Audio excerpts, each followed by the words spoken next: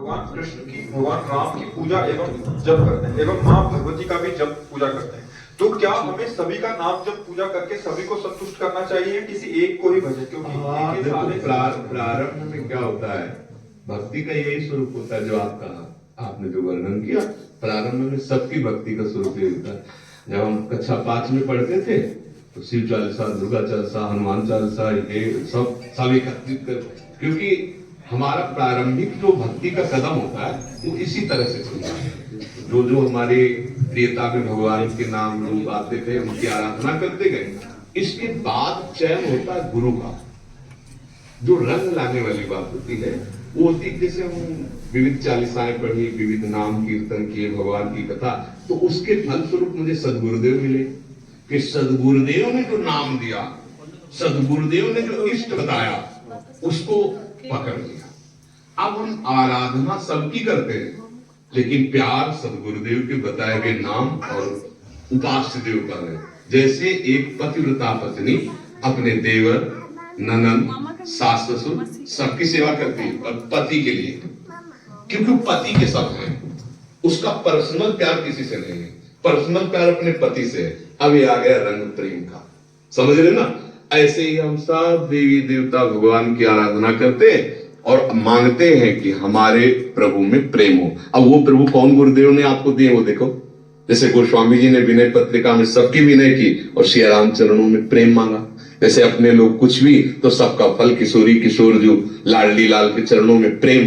तो अब हमें ये देखना है कि अभी तक हमारी उपासना हमारे भाव से चलती रही, अब हमारे भाव का फल है गुरुदेव के भाव में हमारा भाव समाहित हो जाए, तभी वो सिद्धावस्था मिलती है। चाहे शिव बिरंजी सम हुई, गुरु बिनु भवनिधि तरह में कोई। तभी कहा तात स्वर्ग अपवर्ग सुख धरी तुलाए कंग तुल न ताय सकल में जो सुख लव सत्संग। एक क्षण में निहाल हो गए, अगर बात मान ले लो, एक क्षण में निहाल हो गए कि आज तो माला माल हो गए, क्योंकि आज मुझे कोई वादा करने वाला तो मिला। वृंदावन में बैठ के वादा करेंगे, तुम डरो मत, पकड़ लो हमारी बात पकड़ लो हो जाए। तो ऐसे जैसे हम भगवान की विविध नाम रूपों की आराधना करते हैं, वो व्यर्थ नहीं है, पर उसका फल होगा सिद्ध सदगुरुदेव की प्राप्ति। और सदगुरुदेव प्रदत्त मार्ग भगवान को अधीन कर लेता है। आप खुद हृदय में देखो, अभी प्रियता कहां है, प्रेम कहां है आपका? आप नहीं बोल पाओगे। शरीर में भी प्रेम है, परिवार में भी प्रेम है, भगवान के विभिन्न नाम रूपों में भी है, तो अभी वो प्रेम नहीं हुआ। जब सबकी ममता ताग बटोरे मम पद मन पान, वो काम गुरुदेव करते हैं। तो भगवान से प्रार्थना करो कि आपसे बड़ा कोई गुरुदेव है नहीं, आप कृपा करके मुझे आदेश अंदर से करो कि मैं आपके किस नाम रूप में आसक्त हो जाऊं। वो शिव रूप है या राम रूप है या वही है, दूसरे नहीं है। दुर्गा, काली, अम्बा, जो भी कहो वो एक ही है। मैं एक जगह लग जाने की फिर आनंद की अनुभूति होती है। जैसे भगवती अम्बा पार्वती जी तपस्या कर रही थी भगवान शिव को पति रूप में प्राप्त करने के लिए हिमालय में। तो भगवान शिव ने उनकी प्रीति परीक्षा के लिए सप्त ऋषियों को भेजा। सप्त ऋषि आए,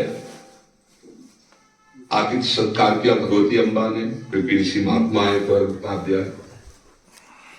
अम्बा से पूछा कि आप इतना कठोर तप कर रहे, सूखे पत्ते खाकर। अपर्णा, भगवती अपर्णा नाम से सूखे पत्ते भगवान शिव की प्राप्ति के लिए पा रहे थे। सूखे पत्ते में क्या दम होगी? घोर तपस्या। तो उनका आप किस लिए इतनी कठोर तपस्या कर रहे? तो उनका आप लोग हमारी बात सुनकर हंसेंगे। हंसने का मतलब कि कहां मैं और कहां अराग बोध संपन्न भगवान शिव। उनका शिव में ऐसा क्या है? क्योंकि भगवान शिव ने भेजा। चिता की भस्म लगाते हैं, मुंडों की माला है, ना कोई महल है, ना कोई सोने का श्रृंगार, ना कोई ऐसा क्या सुविधा है? चिता भस्माले को गर्दन स्नम दिग्पट धरो जटाधारी कंठे भुजगपतिहारी पशुपति कपाली भूतेशु। क्या अम्बा की दृष्टि बदल गई। देखो प्रीति से कहते हैं। उन्होंने कहा आप लोगों का मत हमने सुना। सप्तऋषि का देखो आपको नहा धोने की जरूरत नहीं, तपस्या करने की जरूरत, आपको दूल्हा दिला देते बैकुंठनाथ विष्णु भगवान। अब सब माता जी ने कहा कि आपको मैं अपने हृदय की बात बताती हूँ, कोटि जन्म लग रगर हमारी और बरौ सम हुनका गांव को। ये है बात आखिरी जो प्रीति की है। करोड़ों बार जन्म लूंगी और हर बार तपस्या भगवान शिव के लिए करूंगी और उन्हीं को पति रूप में वर्ण करूंगी। माना महादेव में कोई गुण नहीं है, विष्णु में सब गुण है, लेकिन जिसका मन जिससे रम जाता है उसको उसी से काम है। ये आई रंग उपासना की। तो अब आप देख लीजिए, आप अपने प्रभु से प्रार्थना कीजिए, प्रीति एक से होती है, वो एक ही है। तो जब तक हम नहीं जानते तब तक बहुत रूपों में उसका हम आराधन करते हैं, तब प्रीति एक से करके बहुत रूपों में उसकी भावना कर लेते हैं। जैसे गोपीजन श्याम सुंदर से प्यार करते हैं तो कह रहे जित देखूं तित श्याम मणि, अब कोई दूसरा नहीं है। जिधर देखते हो श्याम सुंदर ही श्याम सुंदर नजर।